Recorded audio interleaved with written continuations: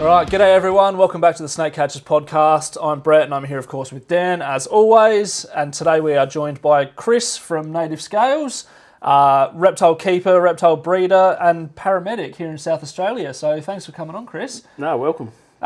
We've got a few different topics to get into today. So hopefully we get a good episode out of this. I'm sure it will be. We'll start with the reptile side of things, I reckon, and then move into the paramedic side of things later. You've already sort of hinted at a few stories you're going to tell us, this is going to be a good one. So, reptile keeping. How long have you been keeping for?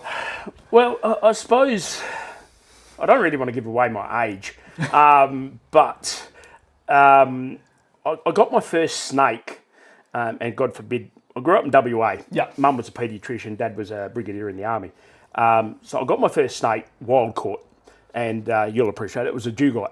Yeah, nice. And we were living in a place called Sandstone, which is in the middle of nowhere in Western Australia, and knew nothing. I've seen this animal. I think I was 8. Yeah. So that was good first snake to get it on an 8-year-old wild caught dugite. 41 years ago. So I've grabbed, not knowing anything. I thought, this is cool. I didn't know what it was. I knew about snakes, but I didn't know, it was a dugite. It was venomous. It could have killed me. Yeah. And I've picked it up and I've put it into like a plastic bag that I found, and I've taken it home, and I had nowhere to keep it. And I went, where am I going to put it? So I put it in my top drawer, which is where my socks and jocks and everything like that. And came home, and then I heard this almighty scream, and I was like, oh no. And I remember it vividly. I went running, and there's Mum, like, standing on the bed, looking at me, get rid of the bloody thing. And then,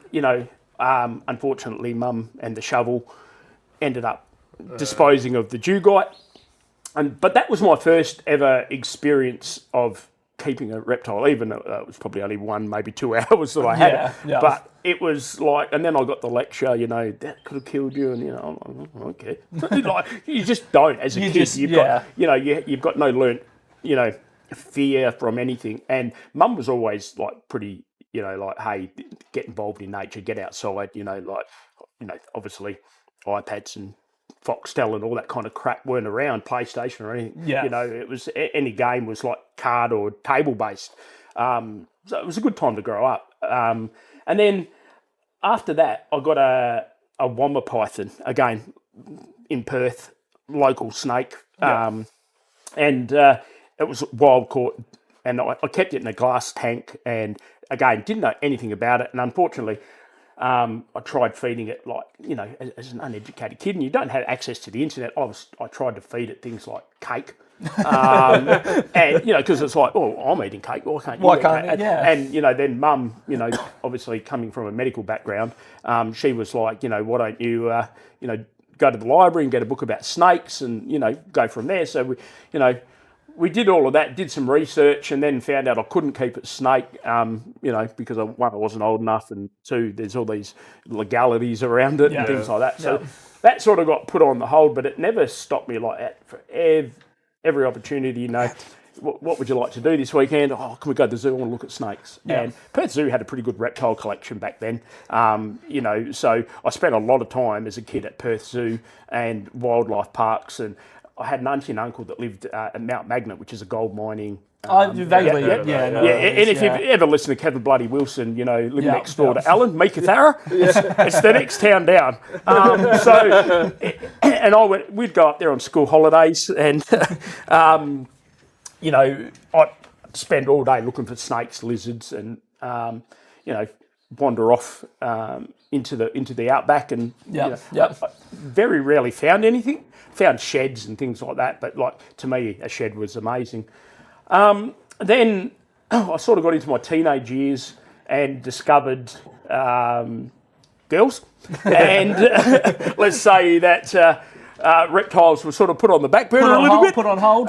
So I sort of was interested in snakes, and then always have been interested in snakes, and always had a fascination for black-headed pythons. Yeah. And fast forward, all the boring crap, and I came home with a black-headed python, and it was a West Australian pilbara, so it's smaller than your traditional. And the missus at the time was like, no, no, it's either me or the snake. And for a split second, but she was pregnant at the time, and I was okay. So the snake went back to the pet shop, and then she said, "You're never having snakes while we're together." And I went, "Oh, okay," because she'd had genuine fear of it. I thought, okay, fair enough. And then we were in WA, and then fast forward, things went south. We moved over here, separate, of course, and I just went nuts. I was like, this is great. I've got no one telling me what I can and can't do, and typical bloke. Yeah. And I sort of discovered, the Gully Reptile Centre, and I was like, I'm this 10-year-old kid in a lolly shop. I'm like, holy shit. And I would have been, 23, 24. And I've gone, I'm in heaven. And I went, I want one of them, one of them, one of them, one of them, one of them. And I was like, whoa, he's up turbo. Have you got a permit? And what do I need a permit for? And he goes, no, I can't sell you a snake without a permit, type of thing. And I'm like, and I can't sell you that many snakes. Where are you going to keep them? What do you know about snakes? And I'm like, look, and this is showing my age a little bit. I was like, I'm a member of the, APS, the Australian Python, online, whatever it was, Australian Pythons and Snakes, I think it was. It was a forum, and I'd read everybody's comments, and I knew everything. And you couldn't tell me anything. And so I sort of like, all right, I'll apply for a permit, and applied for the permit, got the permit, and got the basic, basic keep sell back then it was. And I thought, this is great. I'm going to have, my own zoo. I'm going to set up a zoo. I'm going to set up a reptile park and everything like that. And then I ended up buying a pair of black-headed pythons and knew nothing about them. Like, realistically, naive as hell. Talked enough crap to and back in the day, you're talking $1,200-$1,300 a snake, I think.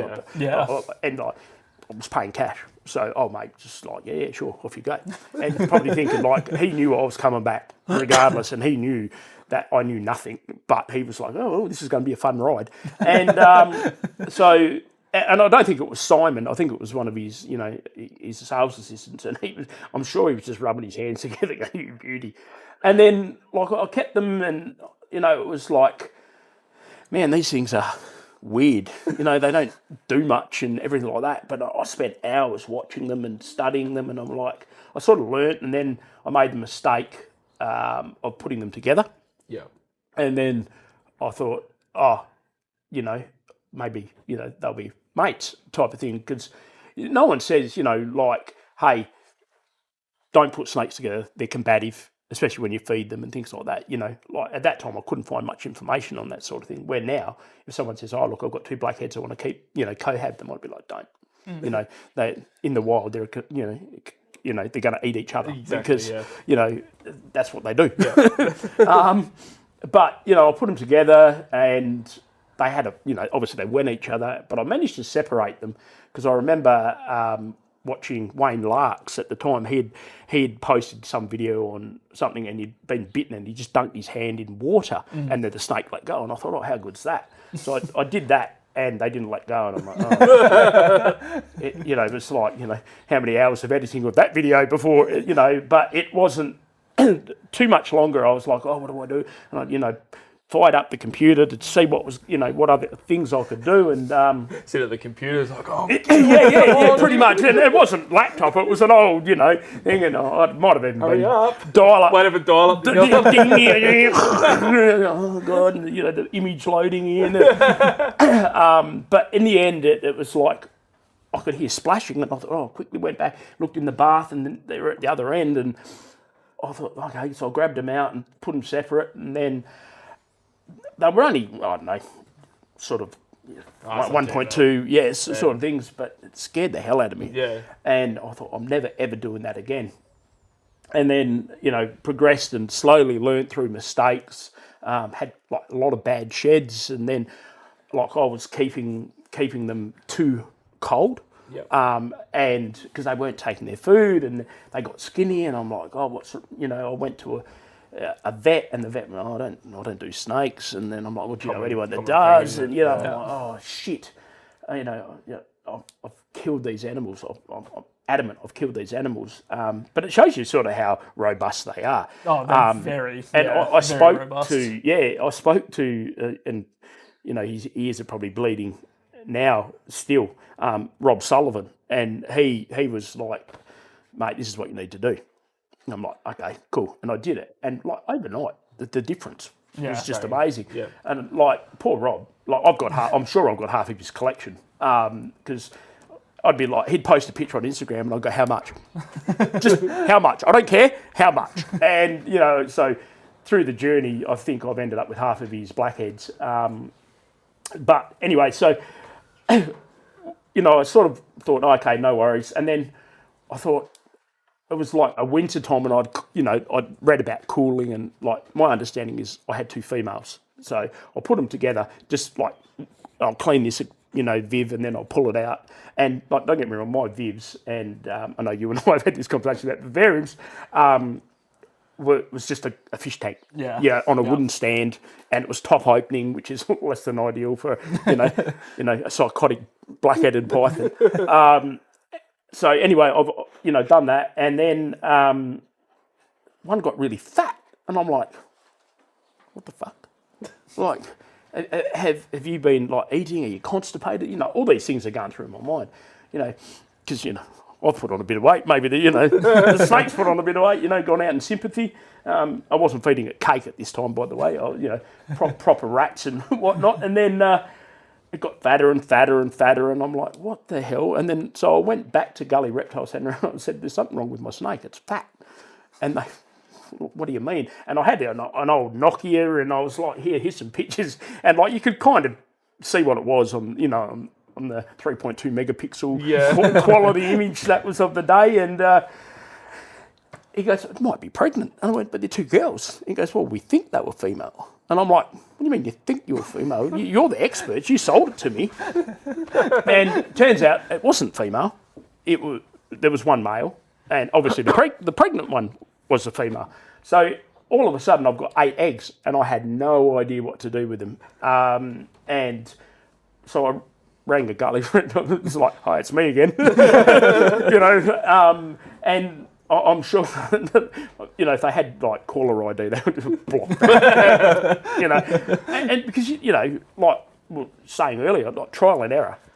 I'm one big one. I'll do something, learn. Yeah. Oh shit, fuck that up. Won't do that again.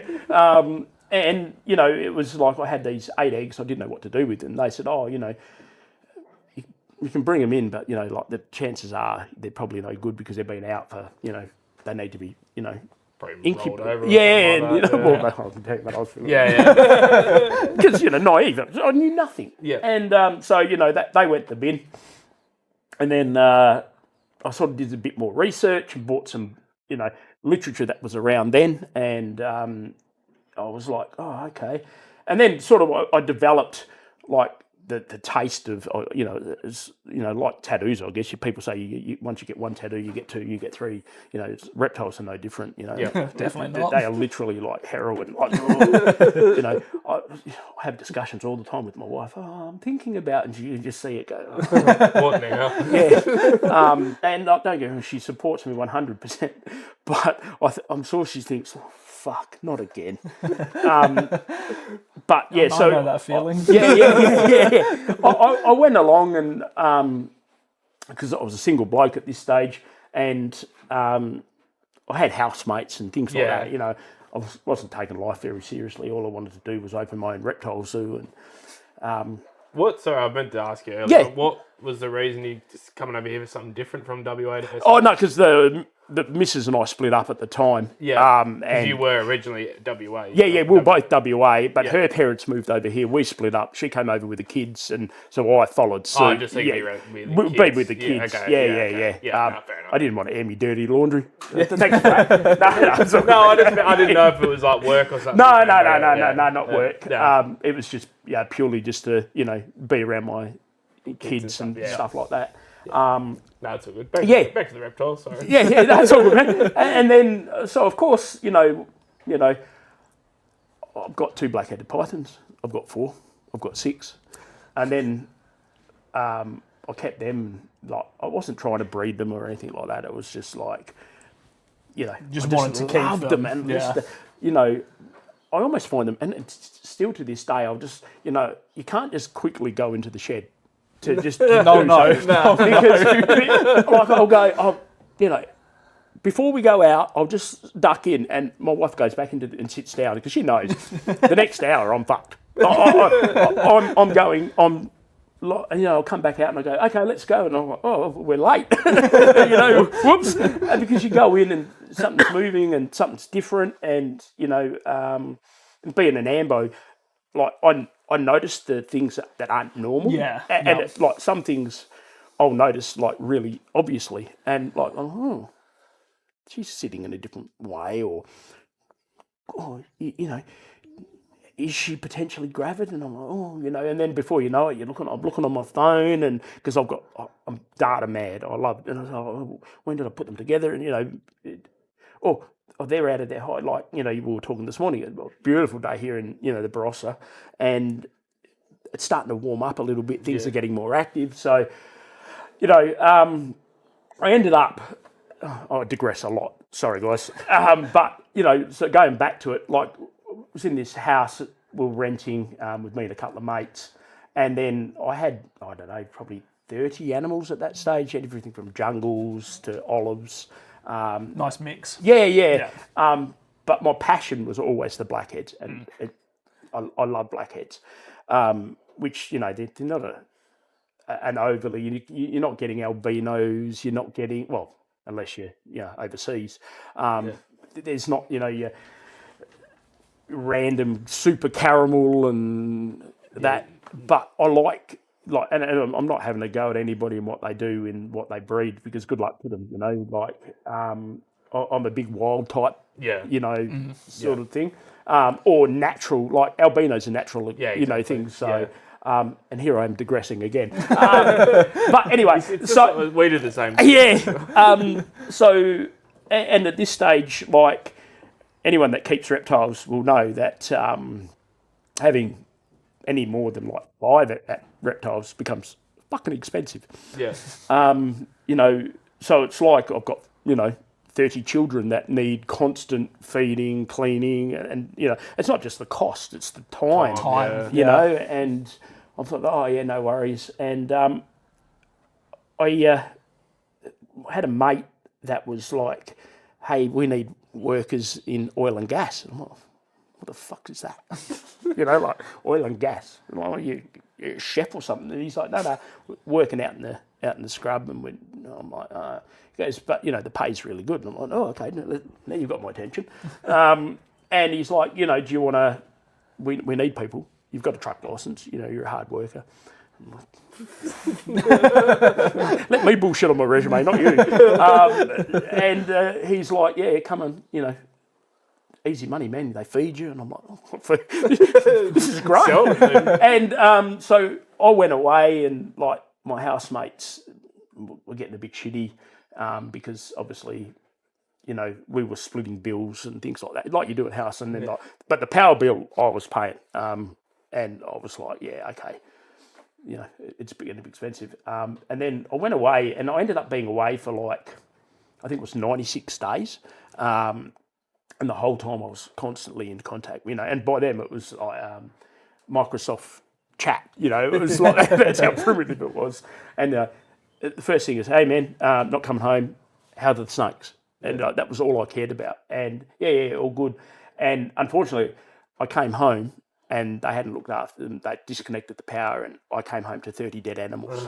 And, you know, other things transpired. They, you know, used my credit card and all this sort of shit, and left me with like a 80 grand bill on my credit card. Oh, really? Yeah. So, you know, went to court and did all of this shit. And I was like, oh, you know, I was absolutely heartbroken that all these animals, and it's like, to me, it's no different to a dog or a budgie or whatever. Yeah. It's an animal, and like I'm very passionate about like the animals don't choose to live with me. I choose for them, to be with me. So it's my responsibility to look after them. Yeah. And I was shattered, and I could honestly say, I know I was 24, 25 at the time, I fucking bawled my eyes out. I was heartbroken. I was ready to kill people, mind you, and everything like that. And then I was like, okay, working away and snakes probably isn't ideal. And then I thought, okay, cool. I'll maybe not have a big collection. I can, certainly the animals that you can go away and still enjoy a bit of a holiday. Like rather than if I went away for more than 10 minutes, my two Rottweilers, they're like, oh, I'm starved. What's going on? When am I getting something to eat? Yeah. Where as you say, snakes you can cool and you're not feeding for months and months, and it's all good.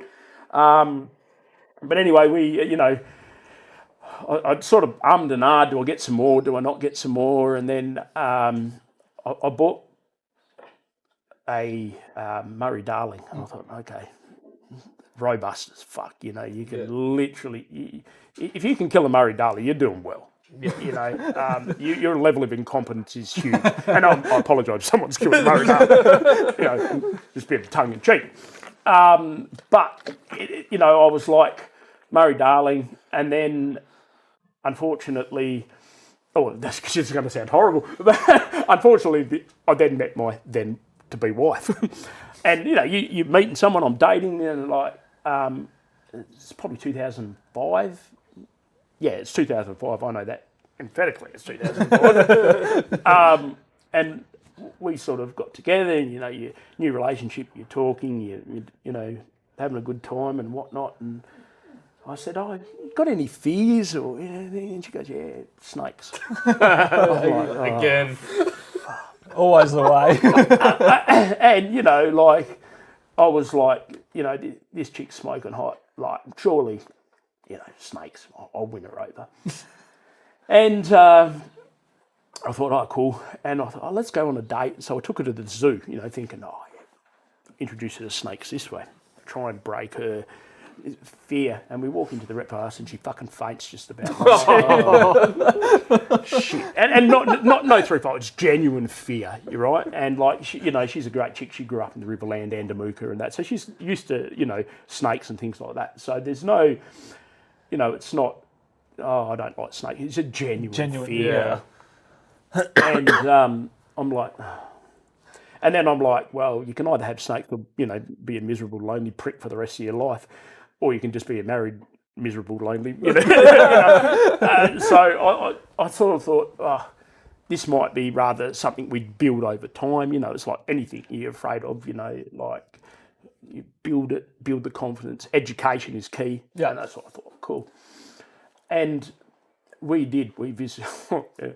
Bradwell's Reptile Park was still open then, and like we'd stop in there, Gorge Wildlife would stop in there, we'd go to the zoo, and every time we went on holiday, and I still do this today, like if I go anywhere in the world, I will be like straight to the zoo and just have a look, and we went to Sydney, and the first thing I'm running like I'm like the little kid with the backpack, running to try and see what the reptile house has got, and then always start the day at the reptile house, and then go and see everything else, and end up at the reptile house at the end of the day. So and I was like still working away and everything like that, and I was like, how am I going to get this chick, because she's fucking amazing, to like snakes? And I'm like, surely I can have the perfect world where I've got a perfect wife, so to speak. And she's not paying me to say that. Like, she's not a perfect wife or anything like that. She is generally a good chick. And get my snakes as well. Yeah. Surely there's a way. And then, and obviously she's got kids, I've got kids. And I thought, kids. That's the way. I'll get the kids. Can we have a snake? And then, of course, my daughter, at the time, she was like 10, 11 maybe. She's like, oh, I want to get pet for Christmas. Here Here we go. I am in. I'm like, oh, you're my favourite child. And she goes, I want frogs. And I went, Anticlimactic. yeah. So I thought, well, hang on, this might be a lead in here. Yeah. We'll start with frogs.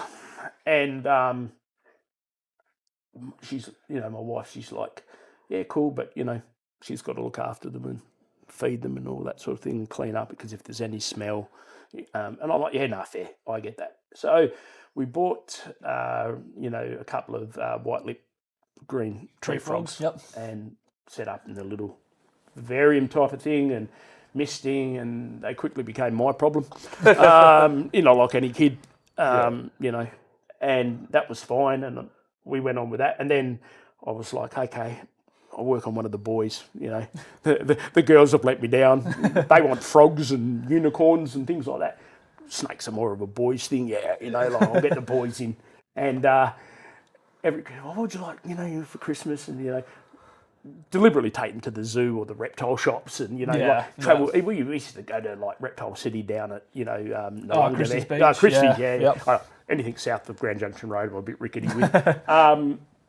So trying to bribe, blackmail, persuade kids to sort of hey, this is what we need. This is what and they were like, yeah, cool, Dad, no.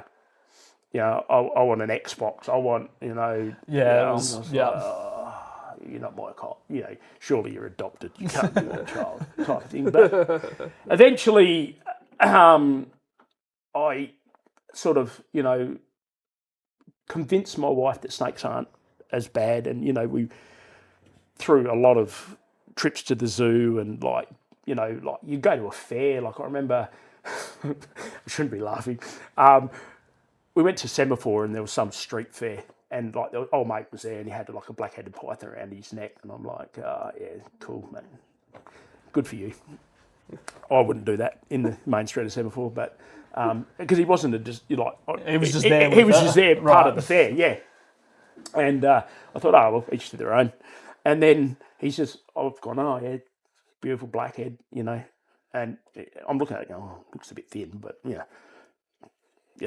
I'm not an expert, but it didn't look healthy. And then he's just plonked it on my wife's neck. And she's just frozen. And I'm like, it's okay.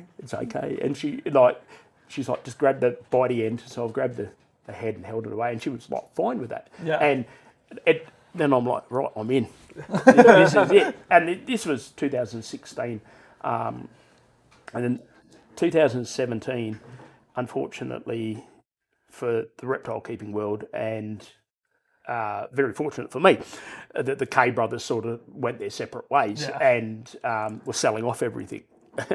And I didn't ask for permission. I just sought forgiveness. The old, it's easier to ask forgiveness than permission.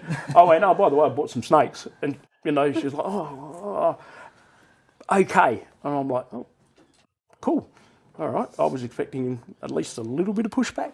But she was like, if that's what you really want to do, that's fine. But it's your job. If they stink, la, la, la. So I ended up buying a 100% het xanthic and two xanthic, two females and one male from the K brothers. And I must admit, Deb Larks and Wayne, who I remained in contact with for a lot, through the whole process, have very much brokered that deal for me. And I kind of feel that I got the best possible pair that they had sort of going, because Larks and I had spoken numerous times, and when he was here in South Australia before he moved up to Queensland, and whatnot. And then I thought, where am I going to bloody keep these things? Because now I've committed, they're adults. And blackheads aren't small snakes either. Well, no, that's it. And they were both like, both the females were like 2.4, 2.6 metres, and potentially the male was probably about 2.1, 2.2. Yeah.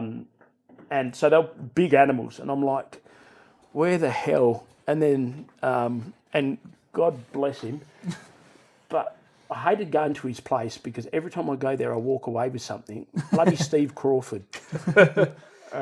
He was the vision rack Yeah. dealer for Australia and whatnot. And I reached out to him and just said, hey, look, I'm interested in a tub. Like, I like to consider myself fairly crafty. I want to make my own rack, but do you sell the tubs? Because they're the problem.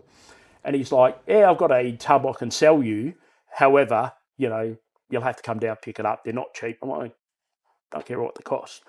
Just, I need to do this. And he's like, okay. So I've gone down there and I've bought a rack. I haven't bought a tub, I've bought a rack. And I've walked away with a black-headed python as well. So I've now got 4 black-headed pythons and I'm like, oh, my wife is going to kill me. And I've come home, not only with the rack, but this black-headed python. And she's a big, angry Northern Territory. She's close to 3 metres. Your wife?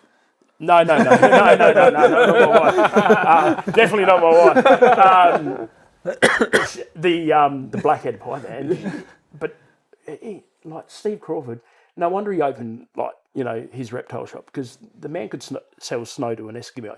He is just, and I don't know if it's his English accent, you get hypnotised by it, and you're just like, here's my money, and you just walk out and you go, I didn't even want that, but I've got it, because I literally went there to buy tubs to make my own rack.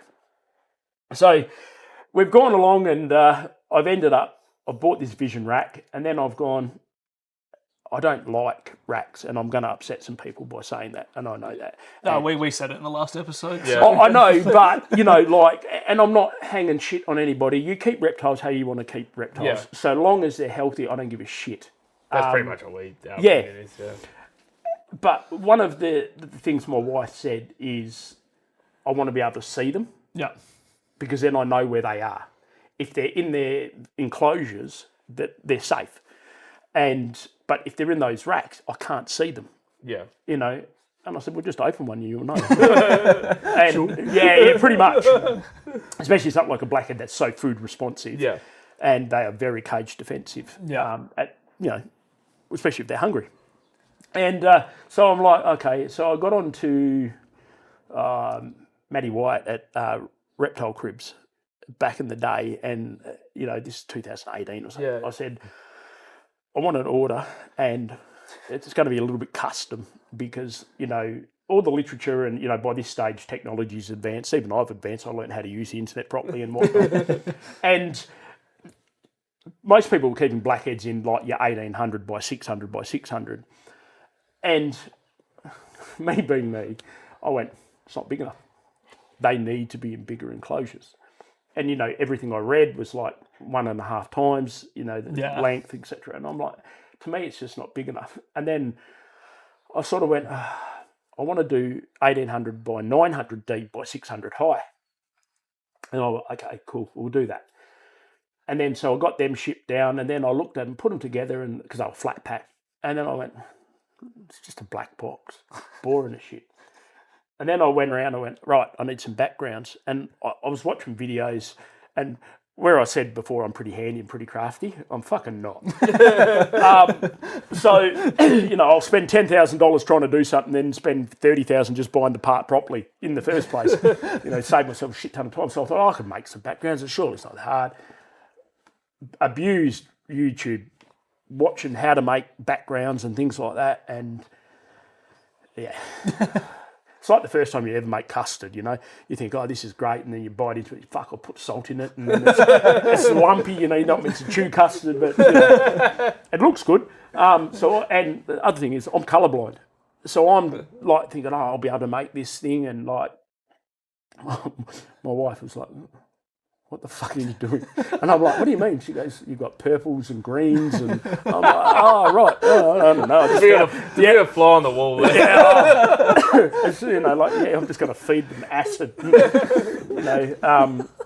And then, so I went, fuck this. And I typed in reptile backgrounds, and I found those cork Exoterror and again, no respect. If that's what you like, that's what you like, and I'm not putting that in those fucking And I didn't want sort of anything that wasn't symmetric, because I'm sure I'm OCD, ADHD, all that stuff, all the tisms, and then I'm develop I discovered this thing called universal rocks. Yeah. And I was like, fuck yeah.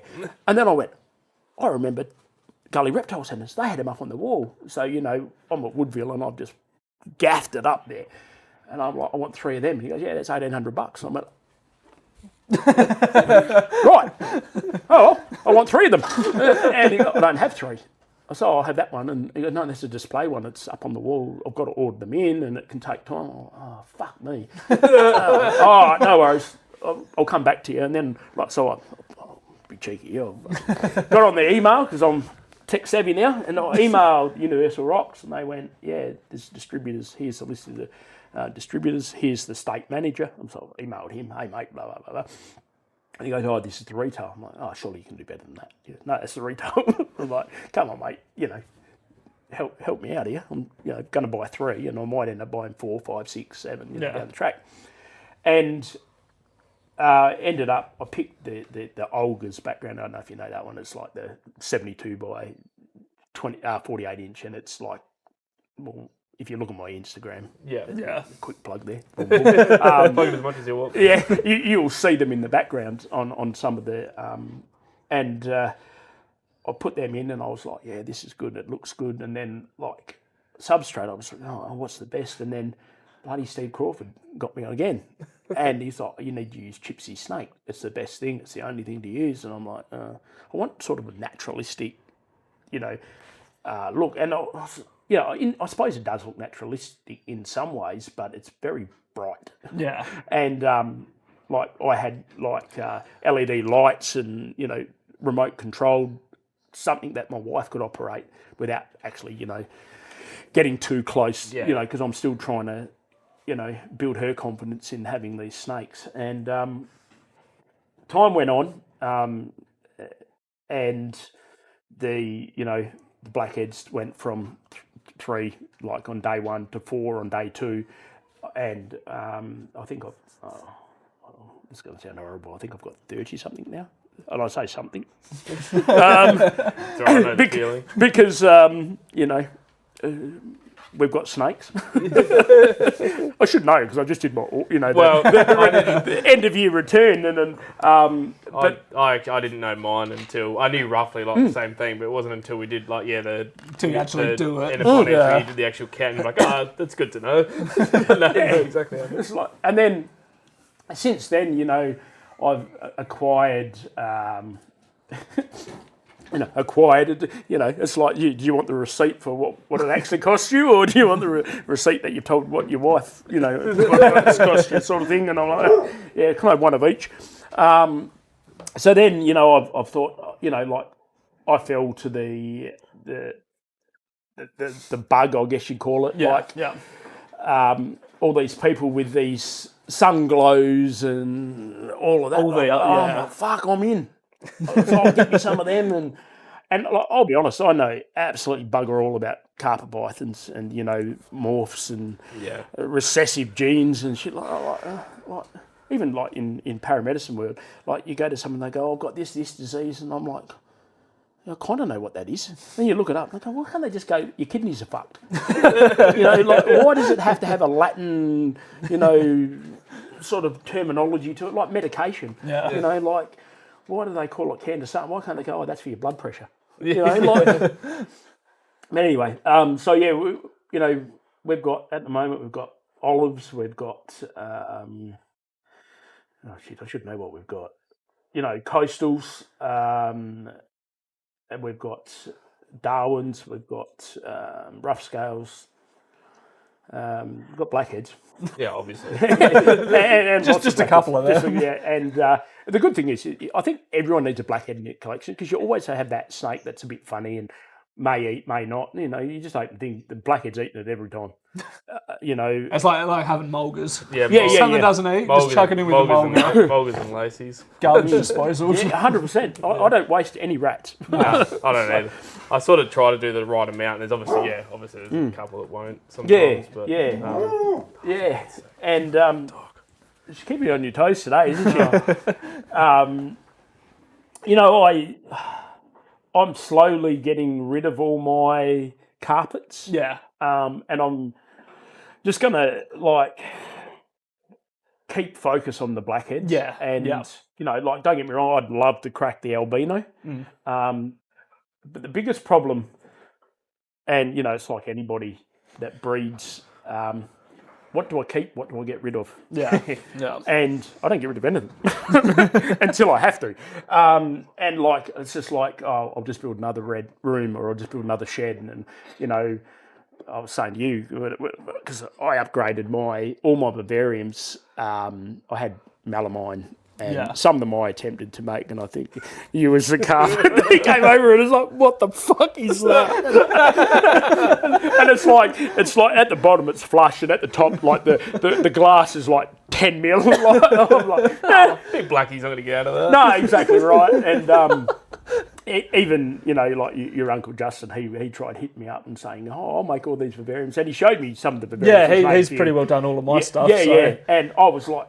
It was good, and I actually reached out to Dan saying, "Hey, is PVC suitable?" Because I'd seen this new PVC shit, and I'm thinking, "Oh yeah, lightweight." Because if you move, and I've still stuck to the big, 6x3x2, sort of blackhead vivariums, and my olive vivariums are massive. They're 2.4 by 9 by 9. Yeah, right. Yeah, and then fucking monstrous things. And it was, I don't know, 24. I decided to upgrade everything from that 16 mil heavy melamine to, PVC. And, I offered Dan the job, but he's like, "No, fuck that." And, so I got Trev Reason at TNR to do it. And I'm sure, when I reached out to him and said, "Look, I'm 100% legitimate. This is a legitimate quote I need. I know the number's going to be big. Yeah. Can you help me out?" How big?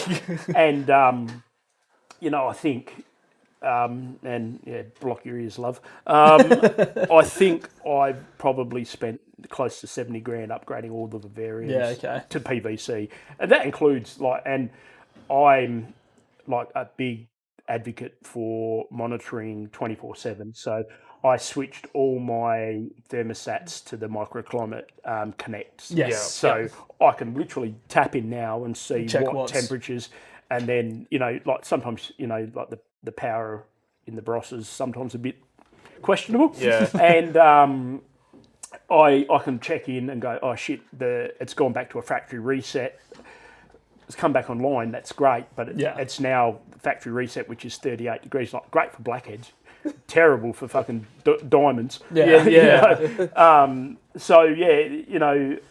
then I've got that Luminize from Arcadia Reptile that I can ramp up, have full, and I can control that from an app on my phone, and everything like that. And it's I like to invest, like I was saying, in the animals before, because I'm probably a terrible breeder in the sense because I'm never going to make my money back. But it's not about the money for me. Nah, it shouldn't be either. Yeah. If you're really into it. Yeah, it's about providing the best environment for the animals because, like I said, they didn't choose to come and live with me. I chose them to come and live with me. And my biggest thing is, like last year, I had to throw away, I don't know, probably 80, 90,000 worth of eggs if, they'd all hatched out and viable because we had a bit of a family emergency, had someone in ICU and that took up all of our time and whatnot. And I had eggs in the incubator and we had a power outage. I remember the storms we had. Yeah, I remember you telling me that. Yeah. And I was literally just tipping, I think I threw out 50 black-headed python eggs into the bin. I could incubate some for you. Yeah, and don't get me wrong. I nearly at one stage was down at Flinders in ICU, and I'm like, fuck those eggs. And I nearly rang you and said, and this is going to be terrible. The back door's open. just go and grab, and they were all exanthic to exanthic, or het exanthic to exanthic, or hypomelanistic ghost to exanthic. As well as some ocelots and some mottled reds and things like that, But yeah, it's just one of those things, Yeah, that's it. Yeah, ups and downs, man, swings and roundabouts. That's all that shit. the joys of keeping animals, isn't it? It is. So yeah, eventually I will get rid of all the carpets. And I'll keep the rough scales. And I'll keep the olives. I'll probably get rid of the olives in the sense, but I really want a pair of pure Pilbara olives. Yeah. And especially, I've got the enclosures; they're big enough. Yeah, that's it. So, that's it. And then, from there, if I had my way, I'd still, get another, 30, 40, 50 blackheads and keep them. But I've got some things planned, and hopefully they all come to light. And I might actually sell some animals rather than keeping them all, or giving them away to friends and whatnot. It's one of those things. It's like I said earlier, it's a bit like a drug. Once you get one, once you get bitten, mate, and touch wood. All the years I've been playing with snakes, I've never been tagged. Yeah. Geez, I tell you, I had some close calls, but I've never been tagged, even by a python. I've never been tagged, and something I'm proud of. Yeah. I don't know if it's a bit cockiness. I know it's going to happen, and I know it's going to fucking hurt, especially with a food response from a big blackhead. It does. Or even one of the, like a 4 metre olive or something like that. I got done by my olive, my big boy. He's only 3.5. He's not huge yet, but that was a food response bite. Coiled back and fucking right there. Yeah, that hurt. Yeah, I bet. There's hundreds of backwards facing teeth. Yeah, yeah, that'll do it. And the natural reaction is to pull away. And, it's makes it worse. It's gonna, you're not patching that up. Yeah. Oh, the worst bite from a python is a rough scale. Oh yeah. Yeah. Shocking. They got massive long teeth. I know, I've pulled teeth out of the bottom of the vivs, and I've quite a few times. Bloody ambos running with their sirens on, I tell you. You pull them out and you try to photograph them, but they're so hard to photograph because they're almost translucent and things like that. But they're not small though. No, I don't envisage getting bitten, but I know it's a matter of fact. You play with fire long enough, you're going to get burnt. Yeah, pretty much. Yeah, so. Yep. But you can, I think though, if you respect the animal and well, when you're keeping them though, like you know every animal, you're treating everyone different to you obviously know the ones you're more likely to potentially get a bite from. 100%. And I think I've probably taken my passion for reptiles. I've got this whole reptile sleeve type of thing. I've never actually seen that. Yeah, so I've got the cobra, the eyelash viper, the mulga, death adder, the green tree python, a bush viper, a cobra, a rough scaled, and a green. I'm just smashing the microphone here. Excuse how big my guns are. Stop. I know. You can pull your pants back up, mate. And the green mamba. And it's just like that's cool. I just love reptiles and I'm terrible paramedic when it comes to going to people's houses because I'm like, oh, they've got reptiles, your job, and I'll fuck off and I'll be over there. I'll just look at these for a minute. You'll be right. You'll be right. Help's coming. Shit, I'm the help. But yeah, it's one of those things. Some people like music. Don't get me wrong. Funny story. I hate music in the sense of I'm not interested in music, but I was a DJ for a few years. Easy money, like DJing people's weddings. You just stand up, As you can probably guess, I can talk a little bit, and I just talked and played. They gave me the songs to play. I'm like, how hard is this? And, get free food, free grog, and it's like, I'm in. Good to go. Yeah. So, whatever your passion is, man. That's it. That's it. I think I was met with a lot of I guess you could call it resistance when I first started off in the hobby. But there were, the exceptions like your Rob Sullivan, Neil Sonneman was great if you ever reached out to him. He's a bit slow to get back to you, but, I could understand he's probably got everyone in Australia reaching out to him. Yeah. But those sort of the guys that sort of kept me interested and sort of like drip fed me information. Like, they're not going to give their secret. I'm terrible. You ask me a question, I'm telling you the answer and everything I know about it, whether you want to hear it or not. Because I'm big on sharing information, because I don't want people to make the same mistakes I did. And, people have, like, especially, Americans, they bombard me all the time. 90% of my messages are from Americans. How do you breed blackheads? How do you do this? What temperatures do you run? And like, I'll give them a guide. I'm not going to say I specifically run this and this. But I'll help anyone if they're genuinely interested. And I'm like, your enclosures are too small. You need bigger enclosure, because the snake. You need to try to provide that naturalistic, normal behaviour. Otherwise, they're not going to breed. No. Because if they're coiled up in a corner, like shit themselves the whole time. They're not even thinking about it. Yeah, no, that's right. You know, you've got to provide, a bit of, Barry White. Bottle of red. good Shiraz from the Barossa. Yeah, there you go. Chuck it in there. Yeah, that's it. It's no different. You've got to have the right environment and the right conditions. And don't get me wrong, blackheads, some people have no trouble breeding them. Like, I bred them by mistake. Didn't even know. Yeah. And then, some people, have this scientific formula how they breed, and it works for them. Yeah. Where I love the fact that I can control everything from my phone. But my setups, as you've seen, they're simple. They've got a heat panel, a light, a height at each end, and a water bowl at each end. And that's it. If they're hot, they'll go and cool down. If they're cold, they'll go to the hot end. If they're okay, they'll sit in the middle. Exactly. It's not rocket science, no. But it's about providing the best you can for the animal. And I understand, I'm very blessed in the sense, I can provide like the top quality stuff, but I also fucking work my ass off to be able to, finance it. Yeah. And I understand that some people, can't justify buying, let's say, like I imported like 30 grams worth of heat panels and things from the UK. I understand that some people can't do that. They're never going to be in a financial position to do that. And I'm blessed that I can. Yeah. It doesn't make me a better keeper than someone that's running a URS heat lamp or whatever like that. So long as your animals are looked after and to a certain, degree. The government sets the standard, there's a whole document on it. Yeah.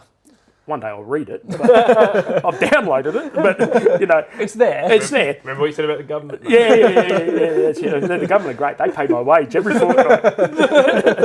Love you, Pete. They, we need the government though in essence, because it keeps cowboys out. Hopefully, for the most part. We've had this discussion a little bit. Like, it's especially more so with the snake catching side of things. They obviously, the cowboys do still get in. Oh, of course. Unfortunately, and they don't seem to. Well, in SA anyway, they don't seem to do too much about it. Unfortunately. Yeah. It's funny when I first moved to the Barossa, because I was at Woodville and I moved up here for work. What year did you move up here? I started working out here in sort of like 2017, and then I think we moved in 2023 because I was we were sort of working an on-call station up until 2024.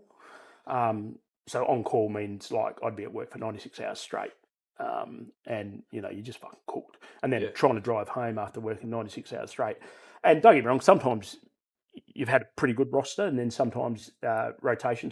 Sometimes you're driving home and you're just like been spending all that time trying to help people, and you end up in trouble. Yeah, I don't want to bloody ambos. They'll cut your clothes off for no reason, especially if they know you're an ambo.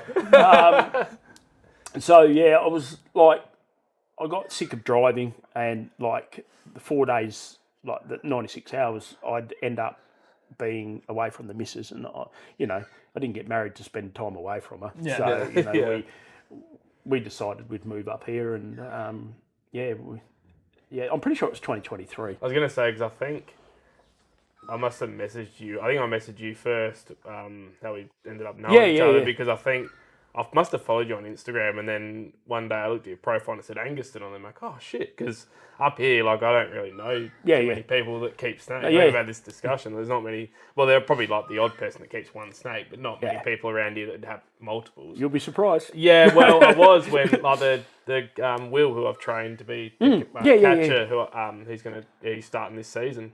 It turns out he's right into it. He's in Anguston as well. Yep. And he's right into it. So I'm like, oh sweet, someone else I can talk about snakes. It's not, in Adelaide or something like that. Yeah. So when I saw that come up and then I messaged you, I'm like, I think that's when, must have been about then. Yeah, I think so. Sort of struck up and then I think it was like 6 months later, I was like, man, there's a fucking brown snake in my yard. And you were like, well, if you're telling me there's a brown snake in your yard, there must be a brown snake in your yard. And you got there, and I think I'd cut down half a tree, like a low-lying bush, and I was like, it was fucking here, and then I was like, oh, the fucking thing, I know it's there. And it's definitely, I could tell by the scale pattern, it's definitely a brown, and...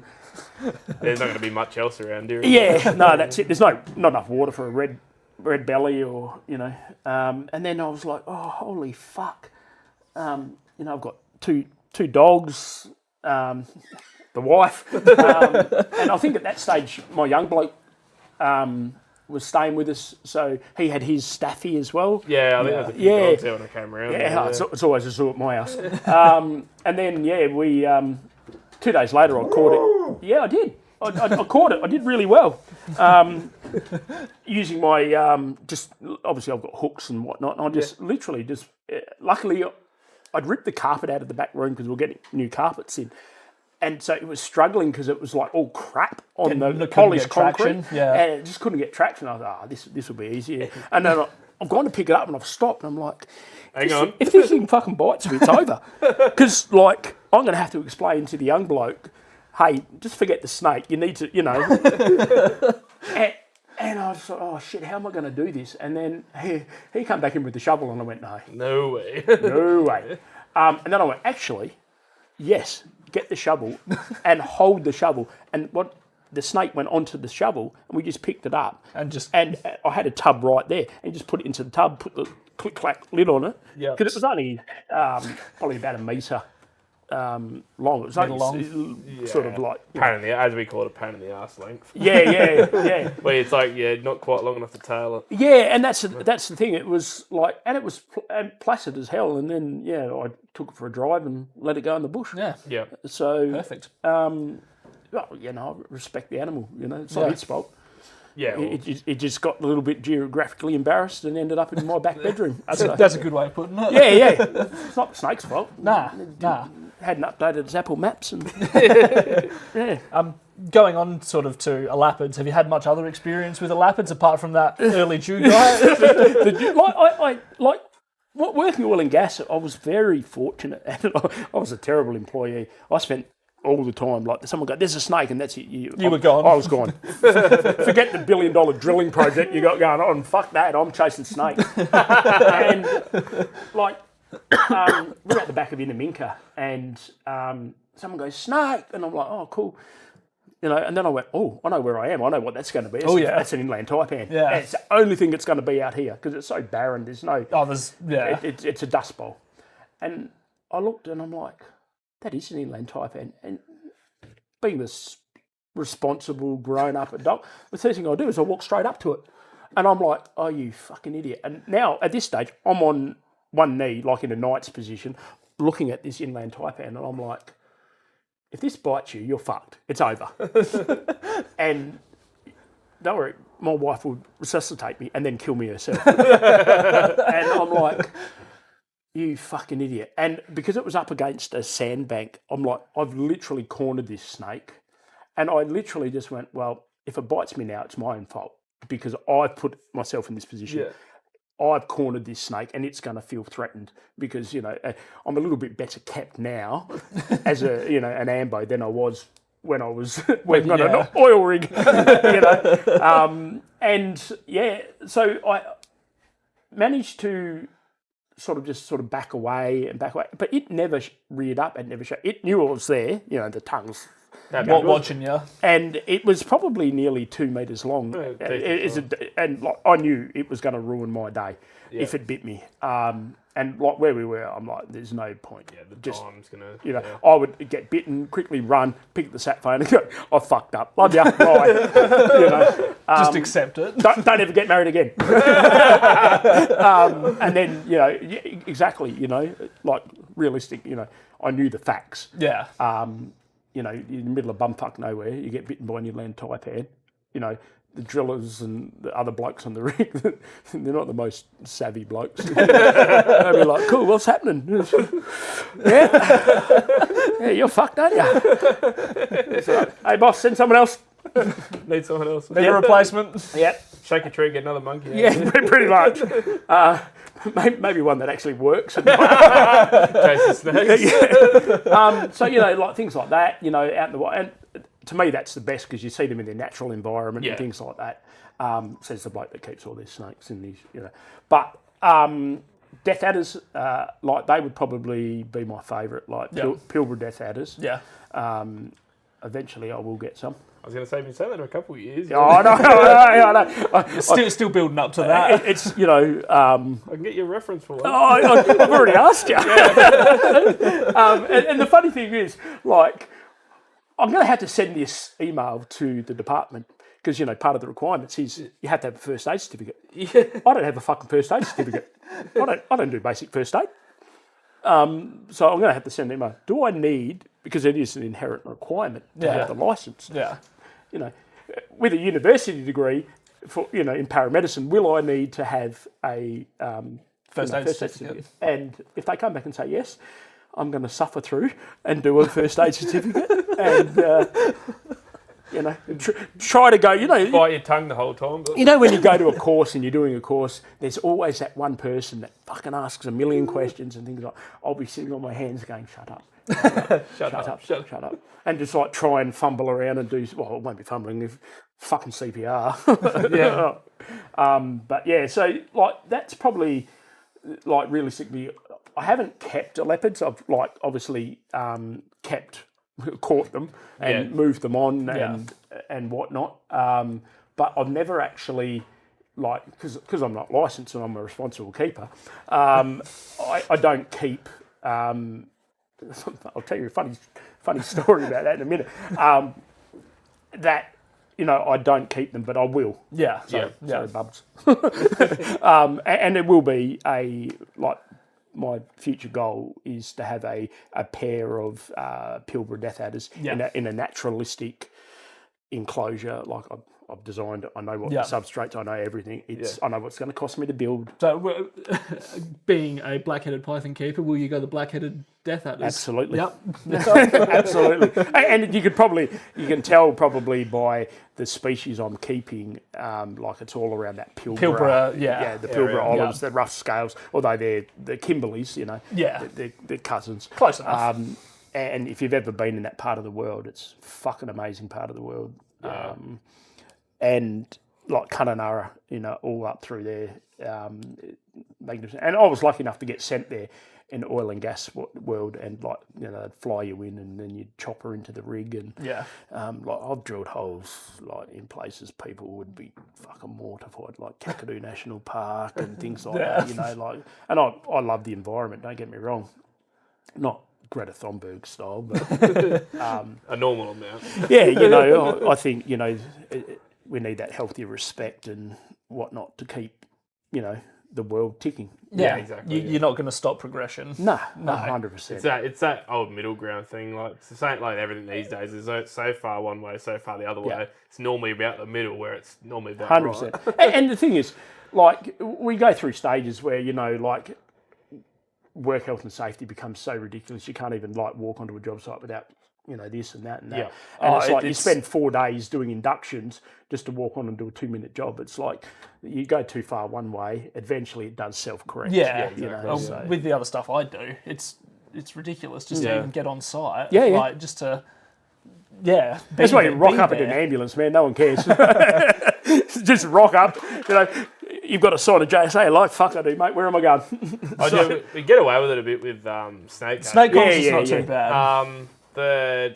Most like a lot of the wineries and stuff around here. Like I normally go straight in. Yeah, there are a couple that they'd made me sign in, and I'm like, "Are you serious? Like, there's a snake cruising around you, and you're making me do this. I'm like, I can do this after." It's like, no, you have to do it. Like, Again, just show up in the high vis and but most of the time they're just like, straight through, and then they sort of you catch a snake and all that sort of stuff, and they sort of forget. And you just you must have signed in before, and that's it. Just pay my invoice, and I'll be happy. You're right. All right, so I reckon we'll leave part 1 there. Again, great hearing about all your keeping and your collection and your many black-headed pythons. So yeah, we'll leave that one there. We will continue on with part 2, but make sure to like, comment, share, subscribe, and Chris, thank you. We will see you in the next one.